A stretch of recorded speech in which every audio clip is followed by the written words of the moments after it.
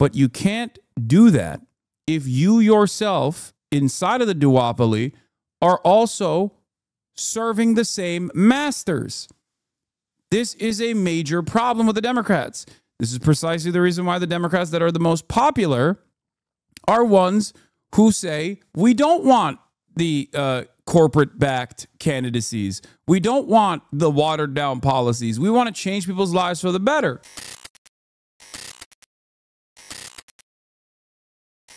He's handed the keys to Elon Musk and is selling this country for parts to the richest people on the planet for a kickback.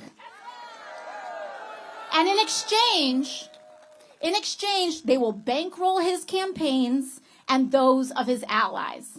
They scratch his back, he scratches theirs, and the rest of us are left behind. So today we are here to say, very loudly and clearly, no, we will not accept an oligarchic form of society where a handful of billionaires run the government.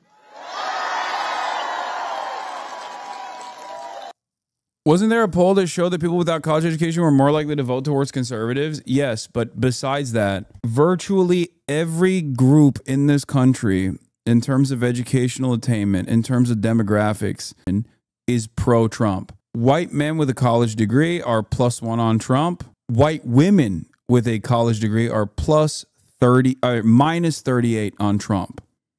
Okay? That is the only group. White women with a college degree is the only group that is not so hot on Donald Trump right now. Outside of that, people without a college degree, very positive on Trump. Men and women. Even white men with a college degree are positive on Trump by a very slim margin, by one point in his favor. No, we will not accept an authoritarian form. I don't know what the numbers are for college educated versus non-college educated with black men and black women and Latino men and Latino women in general. I suspect that those are different. I'm talking about white people. White people only. For the whites, everybody's hot on Trump except for white women with a college degree.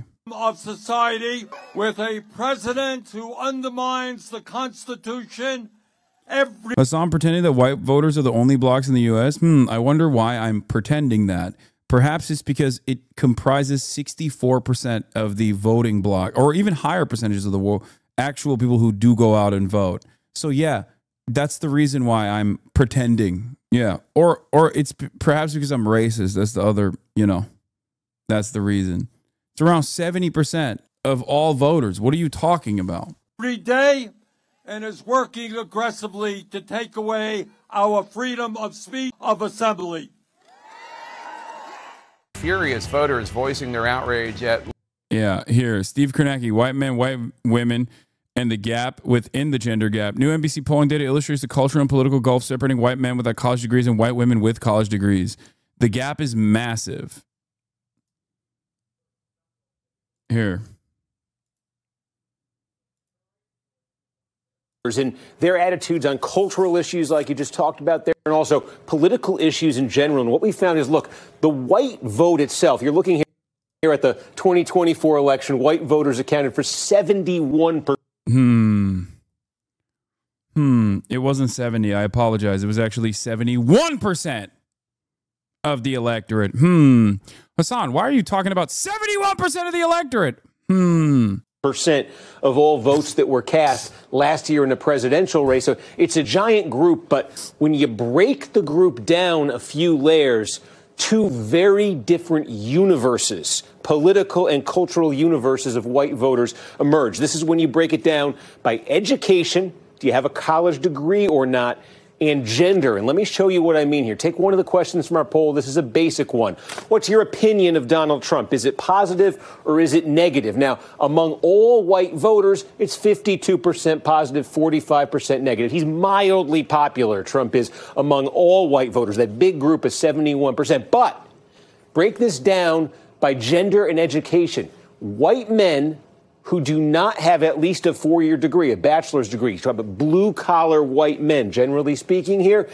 69% positive for Trump, 28% negative by a 41-point margin. Trump is popular with this group. Now take a look at the other end of this spectrum. We're talking about white women who do have at least a bachelor's degree. This is a more economically upscale demographic here. And look at this. It's night and day. 29% positive, 67% negative. Trump is net negative by 38 points for white women with a college degree. 38 points underwater. What that means is between these two groups of white voters, and these are each a very big chunk of the electorate, that difference there, plus 41, minus 38, adds up to a 79-point gap between how these two groups see Trump. And it's not just Trump. Take a look at this from our poll. Again, looking at these two groups on just a variety of names and topics and groups. Your opinion of J.D. Vance, night and day, Elon Musk, DEI we asked about, as you just talked about there, DOJ, the Democrats, the Republicans, the Ukrainian president. Again, the gap here from the high 50s all the way up to nearly 80 points, just completely, starkly opposite political universes that these two groups inhabit. And when you go a layer deeper here, we talk about white men, no degree, white women with a degree. There are two other groups, obviously, and you see them here. These are white men with a college degree, white women without one. But what you see is those two groups are much closer to the median. So you see what an outlier these other two are. And you also, white women with at least a college degree, the only group of white voters that really kind of is on the left politically, aligned with progressive causes, democratic politics.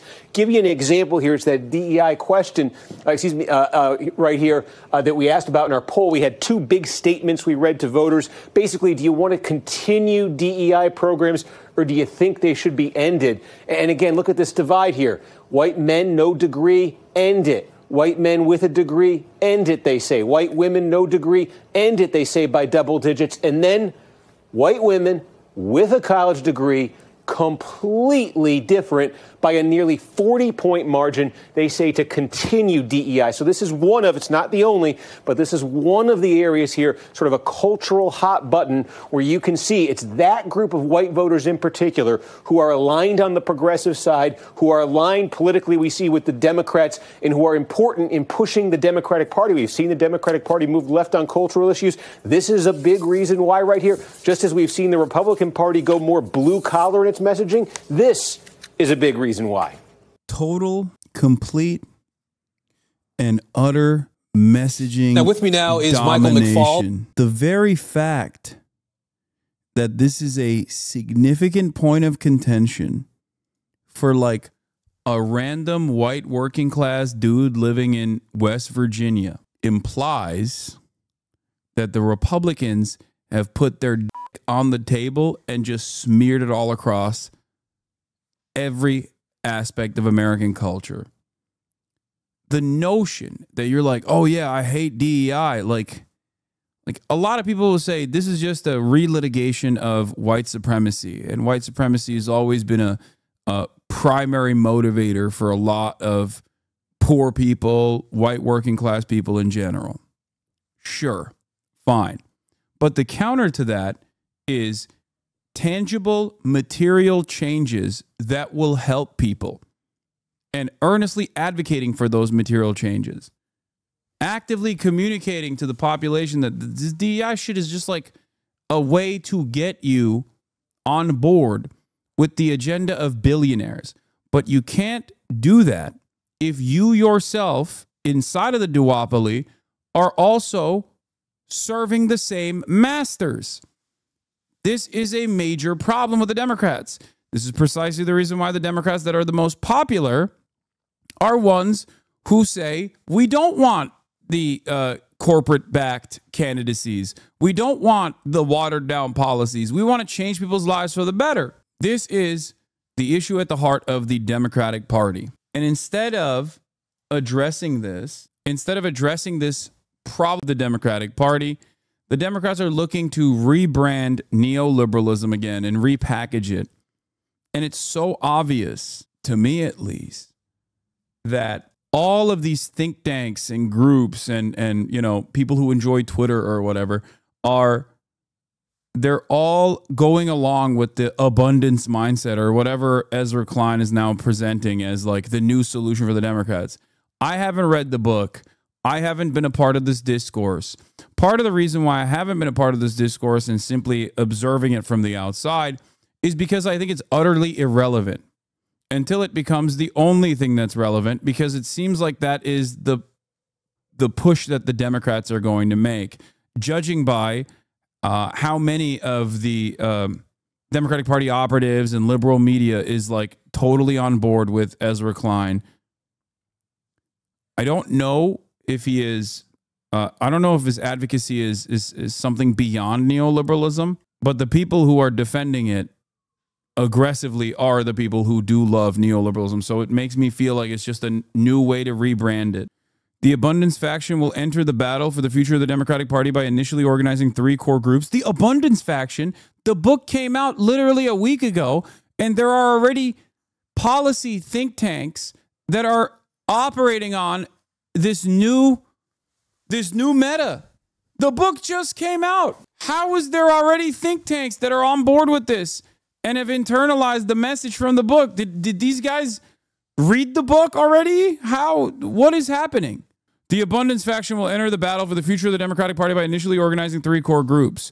Intellectuals and activists motivated by a different set of issues than those that have animated our politics over the last 50 years. A segment of business alienated from a radicalized Republican Party and drawn into the Abundance faction's congenial policy agenda and socially moderate and economically activist, growth-oriented. The Democratic Party has to torch every think tank and rebuild it from the bottom up that speaks like this, instead of changing its focus away from the small business voters to the working class. It's the working class. You have to just stop saying, oh, there's small business owners out there who have fantastic opinions. They're the backbone of the American economy. Stop. Working class, everyday Americans. That's who your focus should be on. They are the overwhelming majority. People on the left should browse this whole piece from last year at Niskanen, because with some hubris, it articulates pretty much the whole game plan for this anti-faction of elites to try and take over the Democratic Party and squeeze the left out, the real goal. Oh, this is the article initially from Ezra Klein that came out, I guess, a year ago, and then the book is based on that article. Is that what it is? Because it's like a collection of articles. Organizations like the Niskanen Center, the Foundation for American Innovation, the Breakthrough Institute, the Inclusive Abundance Initiative, the Abundance Network, the Abundance Institute, the Institute for Progress are growing into a coherent network. Real neoliberalism hasn't been tried. Neoliberalism cannot fail. It can only be made to fail. We will eventually do real neoliberalism one day. And once we do, we will unshackle the true potential of America. You do not understand it. You don't understand it. You don't have a high enough IQ to understand real neoliberalism. Yeah. What we have at our hands is crony neoliberalism, a corporatism, if you will. What we will have in our hands eventually is real neoliberalism. It will happen. It must happen. A House Democrat told Axios that a colleague called them after a town hall crying and said, they hate us, they hate us. One member was asked at a town hall, Democrats are too nice. Nice and civility doesn't work. Are you prepared for violence? No, we will not do labor militancy. We will not do any sort of real resistance against the growing fascist movement in this country that is already here. What we will do instead is real neoliberalism and the same things that we've been doing. I don't know enough about the abundance stuff, so I can't speak on it too much. Like I said, I haven't read the book. I haven't even read the synopsis. I'm not familiar with it. But I think Ezra Klein is a very smart guy. I will say that.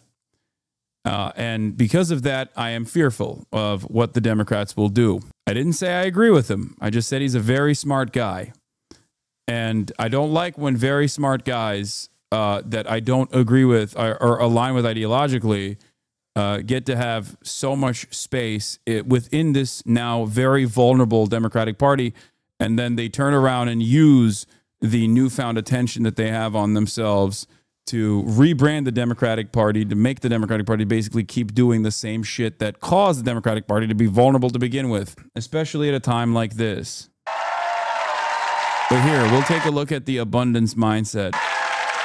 and I'll try to pick it apart a little bit and try to get a better understanding of what this is. Klein and Derek Thompson, redefining liberalism with abundance. Thompson. My guests are journalists and co-authors of the new book, Abundance. Please welcome New York Times opinion columnist Ezra Klein and staff writer for The Atlantic, Derek Thompson.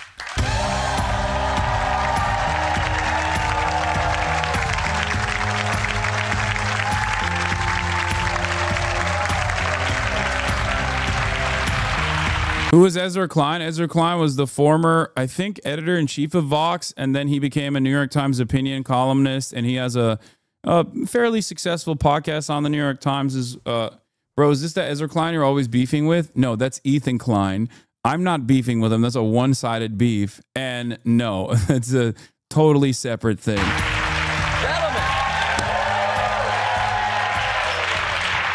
Gentlemen, you wrote a book about an optimistic future, about reforming America's institutions. Why delve into sci-fi? It's a good, deep question. Yeah, there's a sentence in the first chapter of the book that sounds like one of the most obvious sentences ever written in any nonfiction book ever. We say, quote, to have the future that we want, America needs to build and invent more of what we need.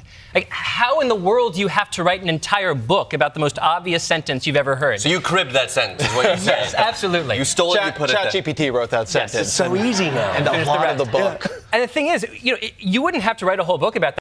Why is Ezra Klein looking more Persian every single day? I don't know. He's got that Keemstar look now.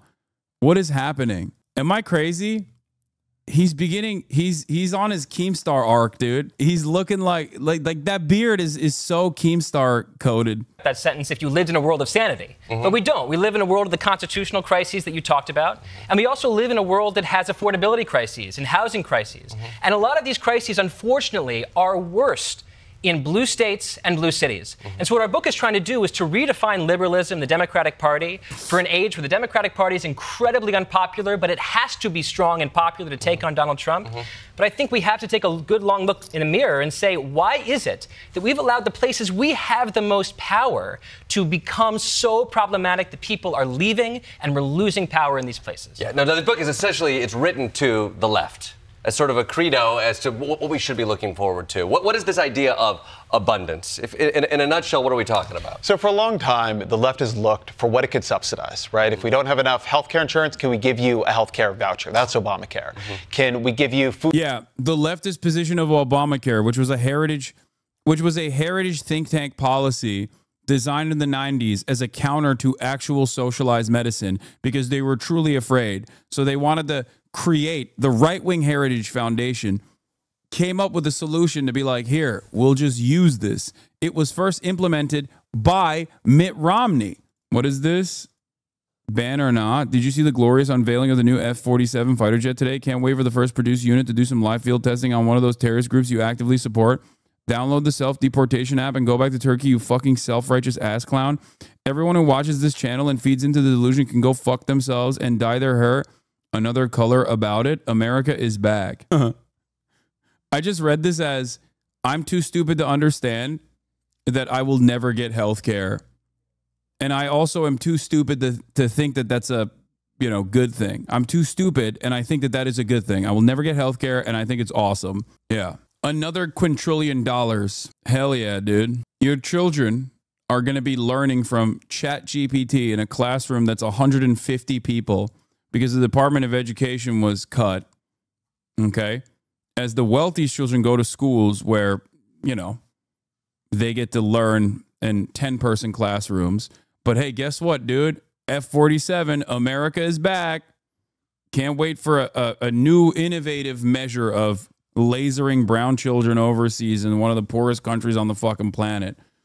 The more we dominate them, the better I will feel about myself because I am a pathetic loser. I have no motion. I have nothing going on in my life. So I have to fantasize about incredibly poor people being killed for no reason other than, I don't know, supporting Israel, I guess. Who knows? Hell yeah, baby. America's back. Food stamps to get food, Pell Grants to get higher education, rental vouchers to get housing. Then you look at places where liberals govern, and a lot of it doesn't work because we don't have enough of the core thing. If you give people a bunch of rental vouchers in New York City, in San Francisco, what often happens is... Anyway, my point, the reason why I started this conversation by criticizing Ezra Klein's approach to it was because the ACA was not a left measure, okay? It was a liberal measure. It was initially a right-wing measure that the liberals adopted, that the right wing immediately fought hard against, including Mitt Romney, who actually implemented it originally in the state of Massachusetts as Romney Care when he was the governor. And claiming that that is a leftist position, vouchers are a leftist position, is insane. It is the most right-wing position. Depending on which country you're looking at, anyone that actually advocates for privatization and voucher programs is quite literally advocating to dismantle the pre-existing social safety nets. If you look at Europe, healthier social democracies that are also going through this exact same tumultuous period right now, people who are advocating for voucher programs are not the leftists. They're right-wingers. They're like actual out and about right-wingers. So yes, I'm also against the voucher programs, but I think me and Ezra are at odds here because he thinks that the voucher programs and the voucher structure and the subsidy structure is a leftist structure, whereas it's not. It is a right-wing structure. It's just that the liberals, the left party in this country, the left party in this country is the Democratic Party. They have decided that this is a, the most progressive, economically progressive initiative you can tackle. Food, Pell Grants to get higher education, rental vouchers to get housing. Then you look at places where liberals govern, and a lot of it doesn't work because we don't have enough of the core thing. If you give people a bunch of rental vouchers in New York City, in San Francisco, what often happens is they can't get housing because there isn't enough of it or the price goes up. Higher education is a similar dynamic. Healthcare has some dynamics like that. You got to, at a certain point, focus on building enough of the things you need. Housing is a big one. I'm from California. I'm from Irvine, California, down south from Los Angeles. I lived in San Francisco during much of the writing of the book. This is a solved problem. We know how to build apartment buildings. Yeah. We know how to build homes. We just don't let people do it. And the result is that California, New York, Illinois are losing hundreds of thousands of people a year. So many that by 2030, after the census, where we reapportion political power. Okay. That's not the worst, but I mean, it's not entirely untrue. The problem is, if your solution isn't for the local governments to actively outcompete the pre-existing private capitalists in that housing market by offering affordable, if not free, public housing units to normalize the housing market, then you're not actually advocating for solutions. You're just advocating for deregulation. No, it's not just rent stabilized apartments. Chatters, come on, okay? I talk about this stuff too, and this is impactful. But tens of thousands of rent-stabilized apartments being warehoused. This is the process called warehousing, specifically to eventually overcome the rent control initiatives, and then and use it as a way to reduce your tax liability, and then hopefully later down the line rebuild these houses without any sort of rent control. Is not the only part. It's not the giant smoking gun that you think it is. Yes, there is absolutely a need for rent stabilization and rent control, and there needs to be enforcement for violators such as this one. Rent control is good because it works in the process of decommodifying housing. It makes it costlier to be a landlord. The goal should be to make it costly to be a landlord. The goal should be to make it as unprofitable as possible to be a landlord. That is how it is, okay? It's only one of the tools that the governments have to enforce. It's only one of the tools the government can use. It's not the only solution to the problem. It's simply one of those solutions. But tens of thousands of rent-stabilized apartments is nothing when you think about the entirety of the entirety of Manhattan, okay? It's not that significant. I mean, it's insane that this exists, right? But it is marginal in comparison to how vast this problem truly is. So don't miss the forest for the trees. Based on population. After that, if all goes as it's been going, a Democrat who won every state Kamala Harris won, and also won Michigan, Pennsylvania and Wisconsin still wouldn't. Blue states would have lost so much power by driving out working class families to red states. Once again, correct interpretation or correct assessment of some glaringly obvious problems, which is people leaving blue states in droves to go to red states. Why are they doing that? Dumb people think it's taxes. It's not. It's the cost of living. People think, oh, taxes factor into that. No. Normally, taxes are not supposed to factor into that because taxes are supposed to offer you amenities that make up for it. Okay? Rich people pay the taxes. Poor people get the social safety nets. It adjusts the cost of living for everyone. The issue is, of course, we don't do that in this country because our taxes don't go to that. It goes to either the military overseas, or if we're looking at local taxes, it doesn't go to the schools. It goes to the military domestically, the police departments, with their endlessly expansive budgets. I'm being reductive here. It's not the entirety of the problem, but I'm trying to explain it as to the best of my ability as quickly as possible. The reason why people leave blue areas is because they're heavily populated, and housing markets in heavily populated areas that tend to be blue are impossible to deal with. So you are looking at an option where, especially if you can work remotely, you're looking at an option of living in a much cheaper area where you actually can own a house or rent an apartment with ease versus possibly becoming homeless. So of course you're going to leave. You're going to leave states like California, not due to the taxes necessarily, but because of the housing market. Okay? That's it. That is the major reason why people leave. It's not any other reason. It's not whatever Republicans are telling you. Okay? Peace, brother. Eyvallah. Let's continue with this abundance mindset. States. So yeah, you got to fix this stuff. Yeah. And maybe I want to tweak that optimistic look at the future. But you speak about this. You talk a lot about the regulations in places like California and places like New York. Is the answer to make California look more like Texas? Is that what we're talking about? Sometimes I think absolutely the answer is to make California look more like Texas. I mean, sometimes if the problem is that a city has too many regulations and too much zoning and too many rules that get in the way of accessing the most basic technology of putting up sticks and adding an elevator, then yeah, you take away the bad rules that are getting in the way of adding housing supply where you have to just add more damn houses. It doesn't mean, though, that we're Texas Republicans. And I think it's important to say that neither is Donald Trump in a weird way. Like, Trump was elected because of an affordability crisis in this country. He was elected because of inflation. And the biggest part of inflation, the biggest part of anybody's budget, is housing. Trump could have been elected and said, I'm a Texas Republican, and my first order of business is going to be to make it easier to build houses in America. What does he do instead? He slaps a tariff on lumber from Canada and drywall material from Mexico. Guess what's really, really hard to build if you have no wood and you also have no drywall? What's their excuse for property values in Austin? What do you mean? What do you think happens when people leave California and they want to have a California style, like as close to a California style lifestyle as they can? They go to Austin. What happens to Austin? Property costs go sky high. They're actually getting lower and lower now because people are still leaving. People are leaving Austin as well. Like a lot of people, I think, that move to different parts of the country due to remote work or thinking that there was going to be this like massive resurgence in other parts of the country realized very quickly, like, no, never mind. There was a reason why we lived in California or New York. So now prices are normalizing in these places as well because it was a massive bubble.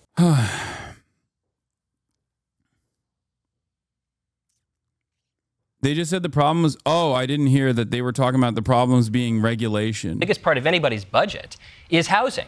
Trump could have been elected and said, I'm a Texas Republican, and my first order of business is going to be to make it easier to build houses in America. What does he do instead? He slaps a tariff on lumber from Canada and drywall material from Mexico. Guess what's really, really hard to build if you have no wood and you also have no drywall material? It turns out to be houses. So the first thing he does is make it harder to build the thing we need to solve the affordability crisis. Donald Trump does not understand how to fix the problems that ironically led to his election. That's where Democrats need to stand up and say, we're going to build an opposition. No, that's not true. Donald Trump doesn't care about real solutions to the problems that allowed him to easily win the election, because those solutions require anti-capitalist assessments and anti-capitalist thought and anti-capitalist legislation that goes against, like directives that go against the very same people that the very same group of people that he's, one, a part of, and two, will always actively defend the interests of. He's a fucking real estate developer. Are you out of your mind? It's not because Donald Trump is like, oh, too stupid. No, he's not. If he was stupid, he wouldn't have kept saying there's a cost of living crisis, I'm going to fix it. I think the real issue here is that his worldview in terms of deregulating and Donald Trump's worldview are not that far apart. This is the issue with neoliberalism. Like, these guys think, oh, deregulation is going to solve this issue. That's not the case. Deregulation is not going to solve this problem. Having said that, there are obviously like zoning restrictions in places like Los Angeles especially that are bad. I'm not advocating against abolishing certain zoning restrictions, especially ones that make it so that you can't build apartments or you can't build any high density housing. What I believe personally is fuck the zoning restrictions. Use the government. The government is all powerful at the end of the day. Build public housing. Build public housing. Reasons people leave blue states: cost of living, housing, and gentrification. Reasons they don't: taxes and woke. Reasons California expats leave red states: low taxes, ruining the state, and Republican policies. Ironically enough, yes. It is the social repression that Republicans advocate for that is the reason why so many people that go to red states then end up leaving the red states usually. Position movement that fixes people's problems by understanding people's problems. Sure.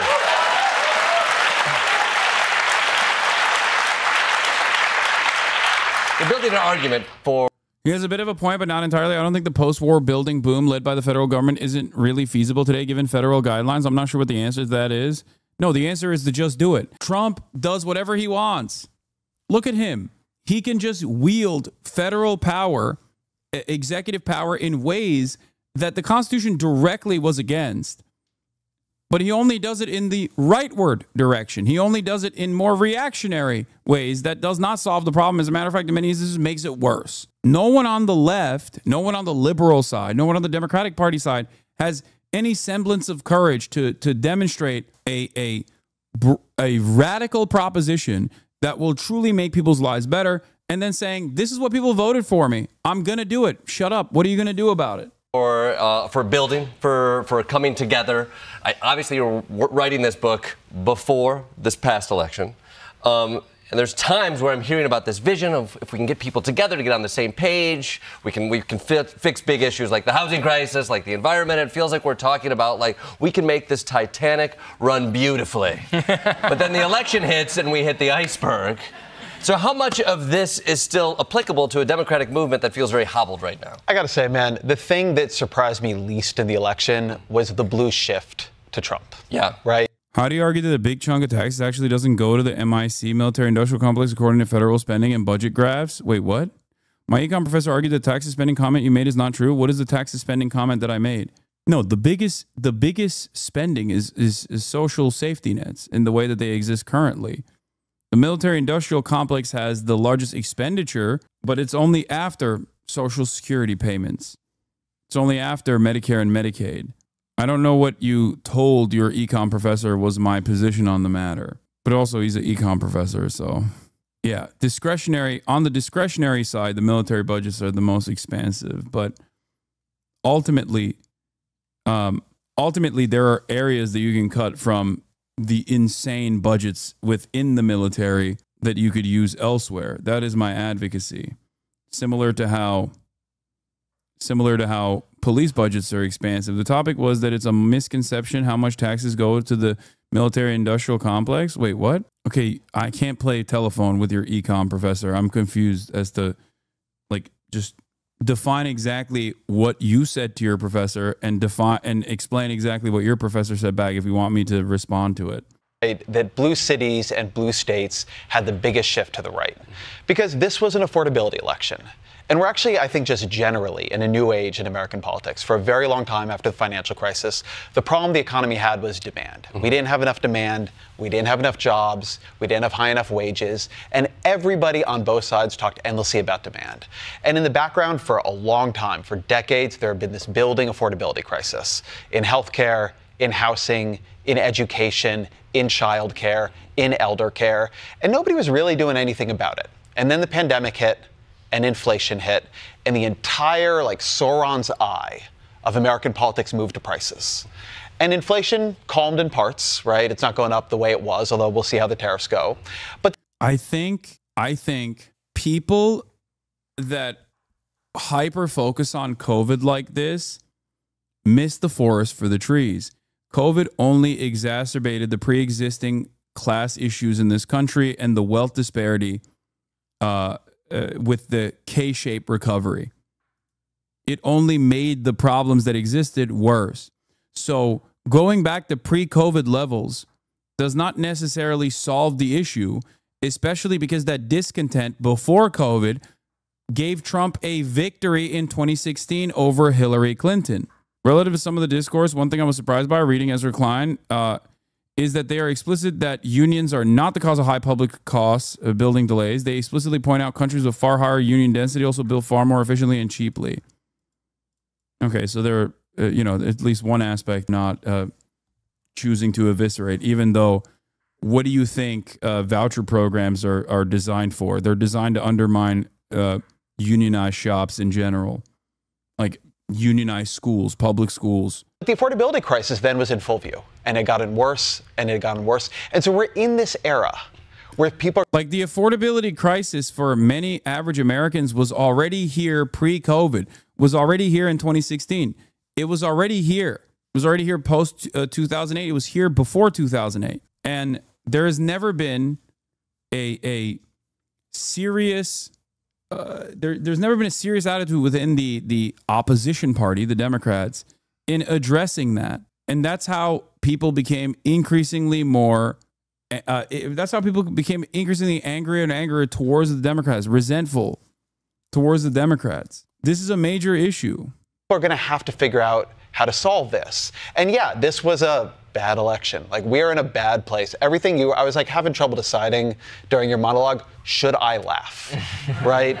Yes. Like, this stuff This is Ezra. This is the problem with liberals today. They're watching a comedy show being like, should I laugh? Should I think about it? How do I feel? Let me run some focus groups. What do you feel, Ezra? I have felt like disgusted in these last weeks. Like, this has been the worst time I can remember in American politics. And the problem that liberals keep running into is they keep trying to beat Donald Trump, not based on what he does to people's lives, but what he does to people's institutions. And if the Democratic Party is going to win, if it's going to beat the populist right, which is coming up again and again, not just here, but in other countries, you have to have answers to the problems people face in their lives, not answers to the abstract questions of politics, not answers to who is on the side of democracy, but answers to whose states are better governed. Which places do you want to live? Who has something to say about what is making your Tuesday hard? Now, it's interesting you talk about messaging.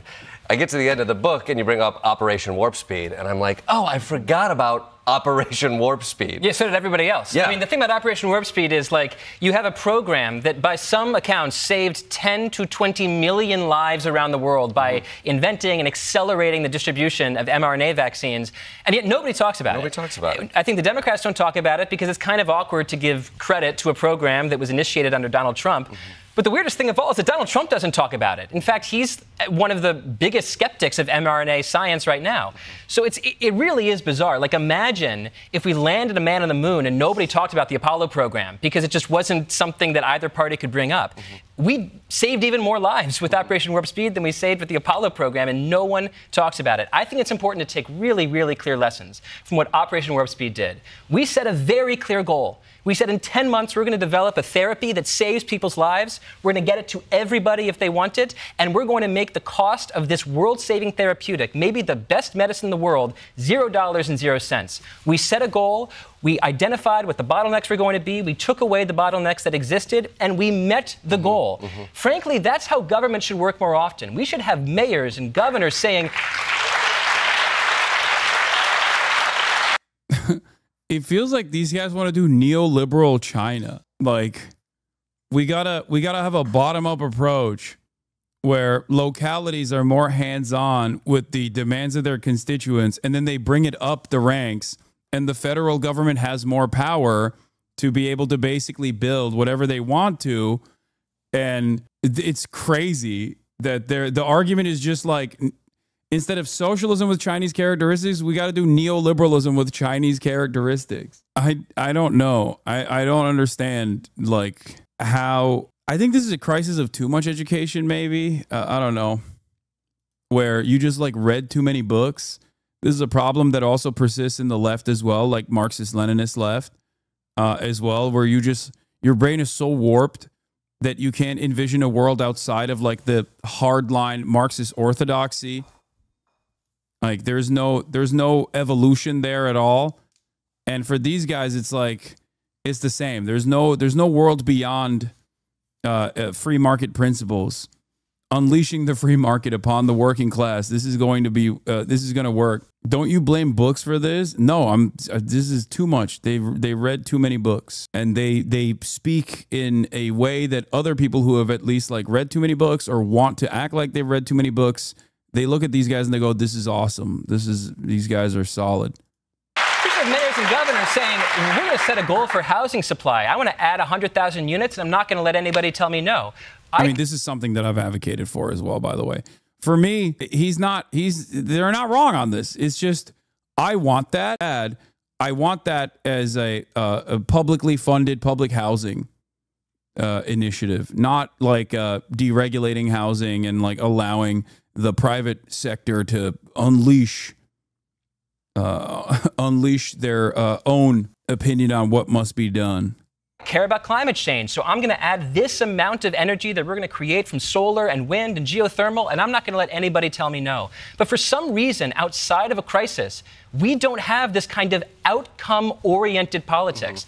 This book is about putting outcomes over processes. It's about setting a North Star with a big, bold, beautiful sci-fi vision in the first 3 pages of the book and saying, we can do this, but in order to do it, we have to get out of our own way. But you're talking about long-term visions. You mentioned having this lens of abundance. It's sort of what you're proposing here. But I think you go out and you talk to people, and we are the politics of short-term results. Everything is about what can you get me now. We're not even thinking about the giant medical miracle of Operation Warp Speed from a few years ago. Like, how does something like this resonate with folks who are on their phones? They're flipping through. They want an answer right now. They want to be angry right now. They want action right now. How do you speak to a grander idea when it feels like the world is moving faster than that? I'm so glad you asked. So you don't get long-term results in politics without short-term results. And this is a thing I think Democrats have really forgotten. We've been doing high-speed rail in California for a long time. Nobody's winning any elections on that. Under Joe Biden, they passed $42 billion for rural broadband. It passed in, I think, 2021, early 2022. By the end of 2024, you know how many people are hooked up to rural broadband? A couple dozen. We passed $7.5 billion for electric vehicle chargers to build a nationwide EV charger network. We built a couple dozen by the end of his presidency. You cannot win elections if you are passing billions of dollars that people cannot feel within 2 or 3 or 4 years. And that does not have to happen. In the time that California has not built 500 miles of high-speed rail, China built 23,000 miles of high-speed rail. We can do this, making sure that money through government flows faster. I don't hate that. I don't hate that attitude. I don't hate that statement. There is one thing that China has that I think is something that Americans are allergic to or have been taught to fear, which is, of course, central planning. So, and also prosecuting wealthy and powerful people when they step out of line. You know, those are two things I think that play a role. Like, I'm sorry, the private public partnership for the high-speed rail initiative in California, if this happened in China, would lead to capital punishment for virtually every party member that collaborated with the private contractors that refused to build this railroad out in an expeditious manner.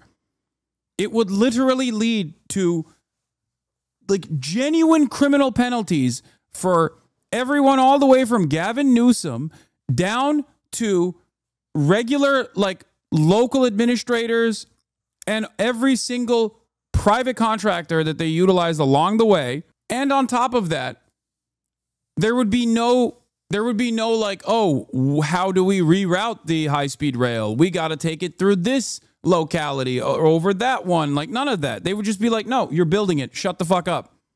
We're the government. Yeah, Gavin Newsom like Jack Ma, only to come back and sing the praises of the regime shortly thereafter.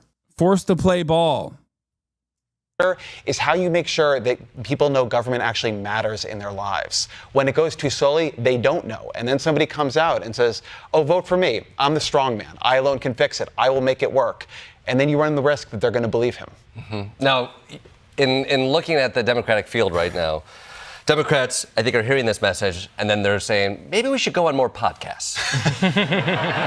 Feels like they're taking baby steps to this. Who is carrying this message? Who do you see as somebody, like, we come out here and we talk to audiences in between acts, and more often than not, they're desperate for an answer, whether that looks like resistance or whether that looks like a vision of the future that they can get behind. And we're desperately missing some of those voices out there. Do you see this message being carried by anybody articulately?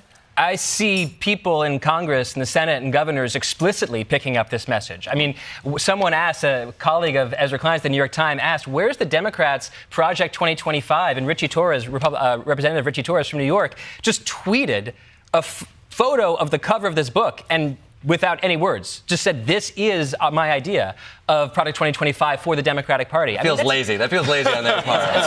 Wow, yeah. Oh, there you go. Just to take a picture of War and Peace. The second part. We'll just do the second part.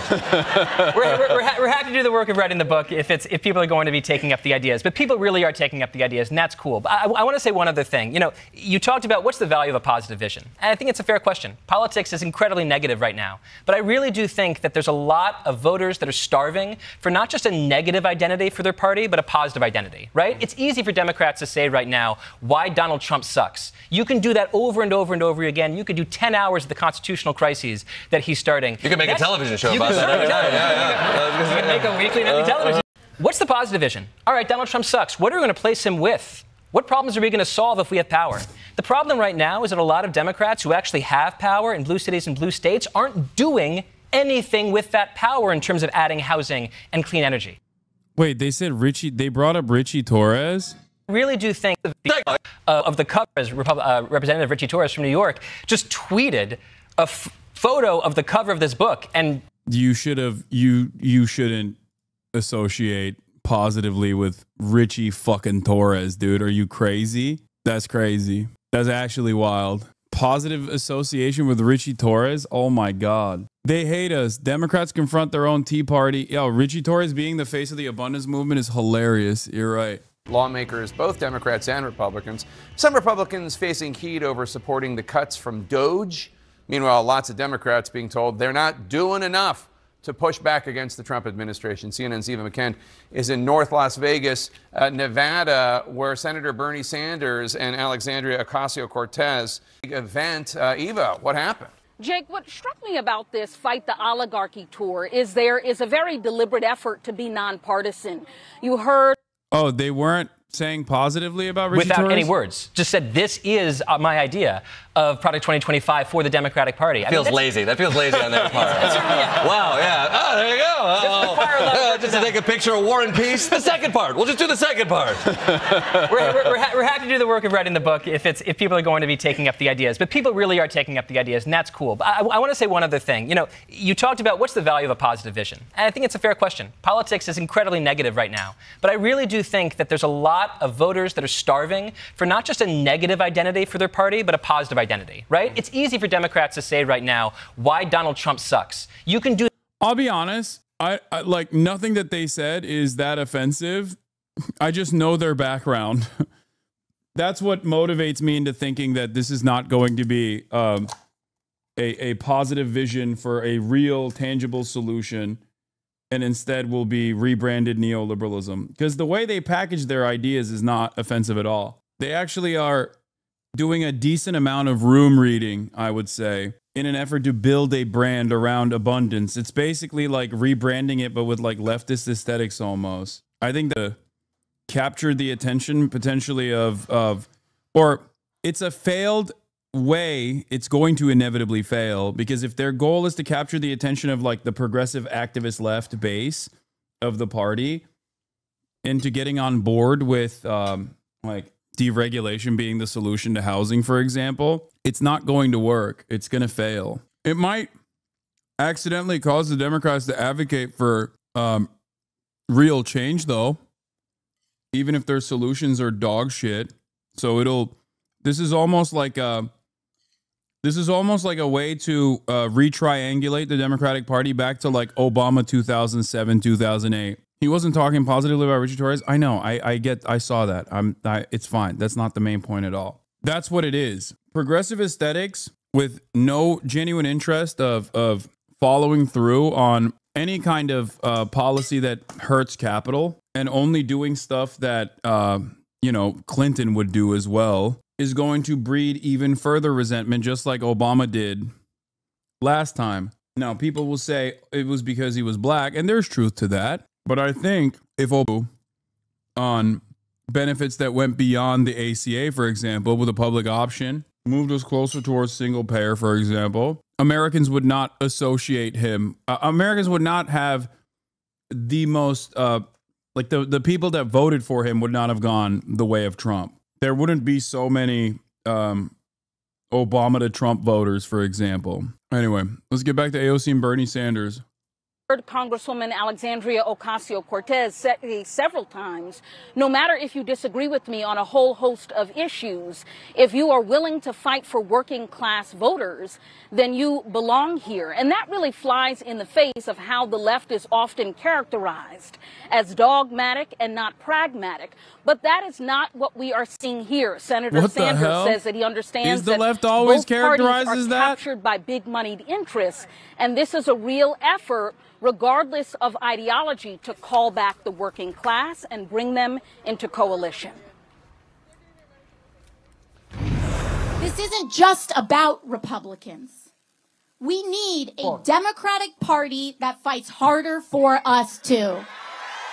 We, as a community, must choose and vote for Democrats and elected officials who know how to stand for the working class. And so, Jake, you heard the Congresswoman there. She didn't spare her own party, even though she didn't mention Senator Schumer by name. This is just one stop over the next several days that they will make. And I'll end with this.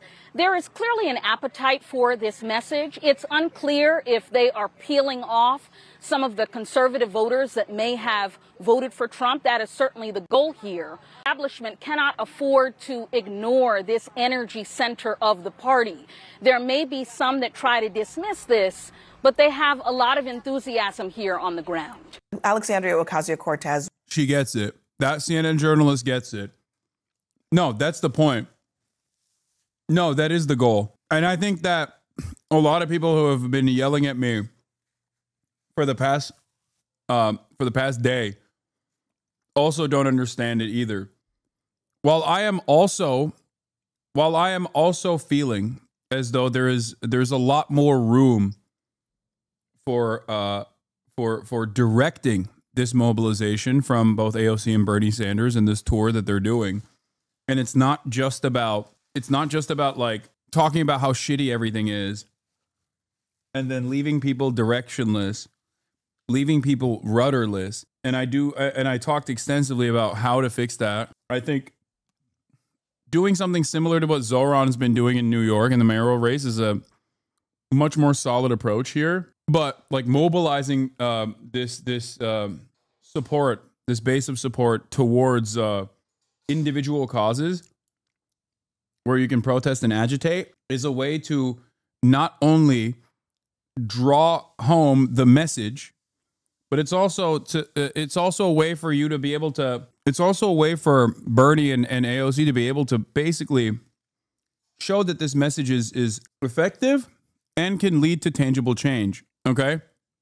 It's not just about like screaming tax the rich. It's about going like, it's not about saying we're not going to give another dollar to Israel. It's about going to and doing a rally outside of the courthouse where where Mahmoud Khalil has a deportation proceeding.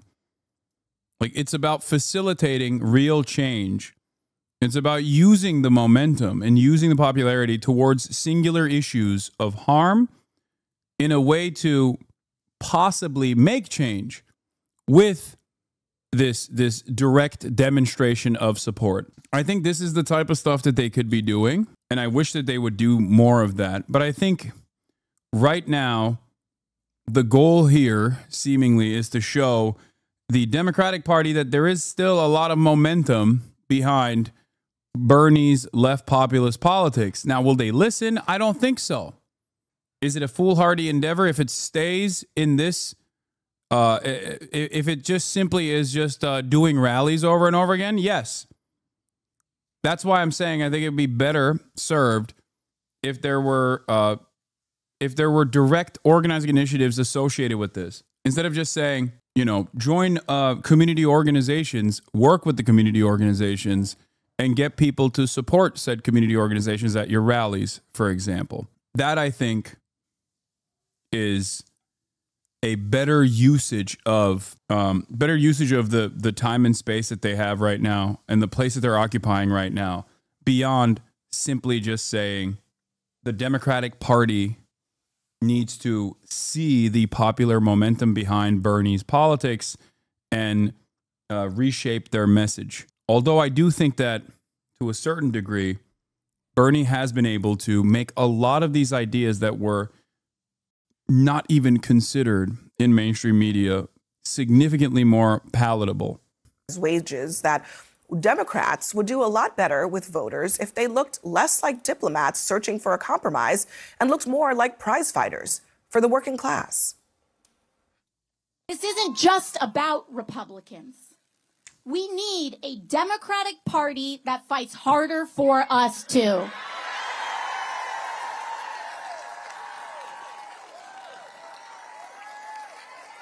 But what that means is that we, as a community, must choose and vote for Democrats and elected officials who know how to stand for the working class. I want you to look at every level of office around and support brawlers who fight, because those are the ones who can actually win against Republicans. Let's be real about that. Brawlers. I assume you approve this message. 100%. Absolutely. Democrats are in a crisis right now. They're on life support. They have a testicular fortitude problem. They're not fighting nearly as hard as they need to fight for the American people, as was seen last week during this CR vote in the Senate. It's a problem. And for me, it's not about the parties, because the parties are going to kind of do their thing. It's about the people rising up and holding the parties accountable. Democrats have fighters. Jasmine Crockett, AOC, Ayanna Pressley, the whole squad, Greg Casar, Pramila Jayapal, and governors and mayors across the country are fighters. But we need some of the OGs in the party to elevate, uplift the younger people, or do they and need take a step back. Do they need to step aside? Or step aside, because we need to hear new, fresh, bold voices. That's what the American people want. And if the party doesn't do that, the party is about to be finished. I hope that AOC, Pramila Jayapal, Greg Casar, I hope they're the new face of the Democratic Party, because Republicans will be winning elections all over the country if that is the face of the Democratic Party. Are you? I mean, y'all listen, a district like mine that Joe Biden won by 10 points, okay, 10 points. Kamala Harris won by half a point.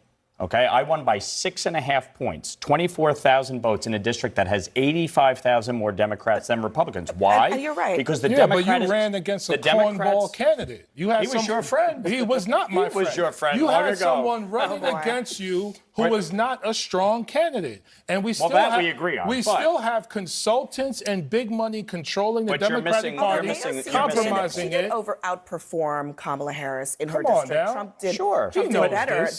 than But here's my point.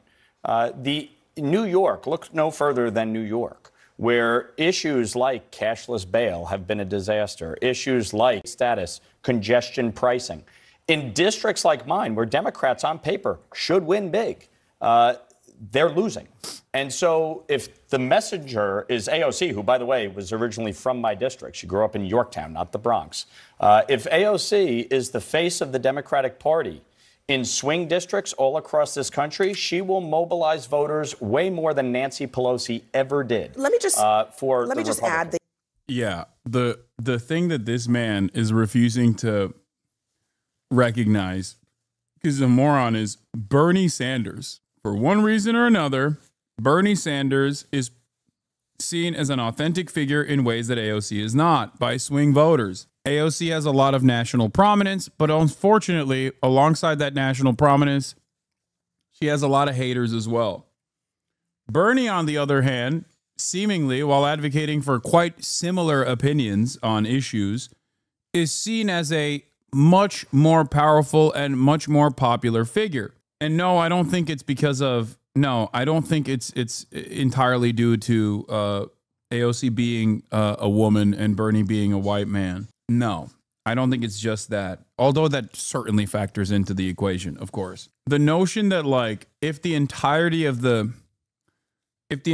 Democratic Party across the board were Bernie-style figures, the Republicans would never even have a single fucking election that they win ever again. If the entirety of the Democratic Party resembled Bernie-style politics and actively pushed for it and voted for it and demonstrated real change at the legislative level, there would never be another Republican election won. Nah, that's cope, to be honest. It absolutely is not cope. What are you talking about? We have a Bernie-style leadership historically in the Democratic Party that led to basically half of a century of Democratic Party dominance. What are you talking about? We still eat off of the advancements made under FDR. New Deal Democrats shaped the first half of the last 100 years, and the Reaganite neoliberalism has shaped American politics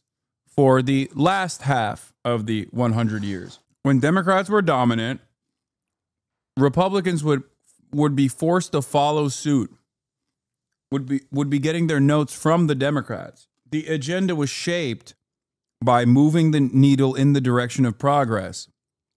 And a lot of American prosperity took place as a consequence of that. And then the Republicans basically turned everything around. I would say Carter kickstarted that process fairly aggressively, and foreign policy played a major role in this as well. But Carter's neoliberalism made way for Ronald Reagan to stab the country in the heart. Overlooking a century of Red Scare propaganda? Sure. That plays a role in this. But let me tell you, Americans who can be convinced on idiotic things such as concentration camps at the border will magically solve your cost of living crisis can also be convinced that anti-capitalist policies will truly solve the cost of living crisis if advocated for aggressively, earnestly. Bernie Sanders is unironically a living, breathing example of this. On the global stage, he does not carry himself nor present himself as a radical socialist or a Marxist-Leninist or anything like that, and he's not. But the policies that he's always firmly held committed to are all inherently anti-capitalist policies. They are policies that impact capital, harm the profit motive at the behest of improving social welfare. His popularity speaks for itself. That's it. So you don't even have to present yourself as a Marxist-Leninist because obviously, yes, Red Scare propaganda is incredibly powerful. America has a genuine force in terms of anti-communism that is irreconcilable. There is no way of dealing with that. But one example I will present to you is the accidental good policy that even the Kamala camp advocated for, which was price controls. She presented it in a way that liberals could also associate positively with. And that was her most successful policy because Americans don't give a fuck. When you say, I'm going to bring these prices down no matter what, they don't care. They're like, hell yes, I want that shit. I want it now. I want it bad. Please give it to me. I don't care what you do. That's why I used to joke and say, like, if she literally went on stage and was like, I am going to present to you a unique opportunity to make prices 10% cheaper across the board. And the only way to do that is by fucking, putting the Walton family in permanent prison or maybe even capital punishment towards them. Americans will be on board with it. You'd be scared of how excited Americans will be at that because they just want solutions. It's not that fucking hard. That's it. They just want solutions, man.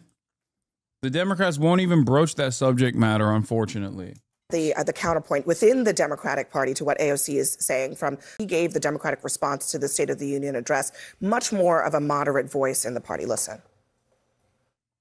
I can't just chain myself to the White House and become an activist full time because you and others here are going to call me for things that you need. All of those things require me to be more than just an AOC. I can't do what she does because we live in a purple state. Oh my, shut up. And I'm a pragmatist. I gotta save things for my people. See, things are getting messy. Come on, there. son. It's getting very messy. That's white flag energy right there. Names are that's being white flag put on the energy right there. No, I think she's right. What do you mean you think she's right? First of all, even choosing her to give the response to Governor Trump. That's your party. Governor Trump. I should call him Governor Trump. That's President Trump is a choice. problem. You should be the chairman, by the way. The this is crazy. All right, let me let Joe finish. Go ahead, brother. She is right in the sense that it's easy to throw grenades. You can be AOC and throw grenades all day in a safe district. Republican running for Republican in office, Mike Lawler, sitting across from former Republican leader in the New York City Council, talking to fucking Jamal Bowman. Like, what is happening here? Why is the market so flooded with Matt Iglesias prototypes? Yeah, man, I think I don't want to hear from you as a New York Republican. I think your word doesn't mean anything about the fucking future of the Democratic Party. Like, why would anybody listen to you? Except that's all the Democrats listen to. That's why they keep losing. District not have to account for anything. There's a huge delta between the hype of AOC and the accomplishments of AOC. And frankly, if you look at that tour she was just on with Bernie Sanders, right? It was called the Fighting Oligarchy Tour, right? They essentially traveled the country and spoke to an echo chamber of people who already agree with them. How is she and Bernie Sanders, with their message, going to attract people in swing districts by the Fighting Oligarchy Tour? I wonder is maybe what they're looking at is actually... I'm scared of AOC. Dog, they're going to swing districts. Like, they were in Nevada. What are you talking about? The entire point of the Fighting Oligarchy Tour is to go to swing districts. Every place that they go to is a fucking swing district, dumbass. Sometimes directly right-wing areas. Why would you ever listen to this guy, man? Is it because you accidentally thought he was Matt Iglesias? And that's the only guy you respond to? I welcome her to there my are Democrats I'm scared. There are Democrats Maybe what they're looking at, Joe, is what the Republicans did, which is all of the guys who stood around screaming in Congress and not passing any legislation, those folks are in power now. They won at the end of the day. I think that this is where I will actually agree with you. I do think that there is a difference between Bernie Sanders and AOC going and talking to our base, and a difference between the senator who was just elected, has to show results for her state, has to, in a swing state, a battleground state, and she has to deliver something, versus AOC and Bernie are just, they're talking about the base. I will say, I was at the DNC in 2017 after almost this exact same situation. Bernie Sanders asked Chuck Schumer, let me go out and talk to our base. This is exactly what he did in 2016. This is 2017. This is deja vu. You know what happened when Nancy Pelosi?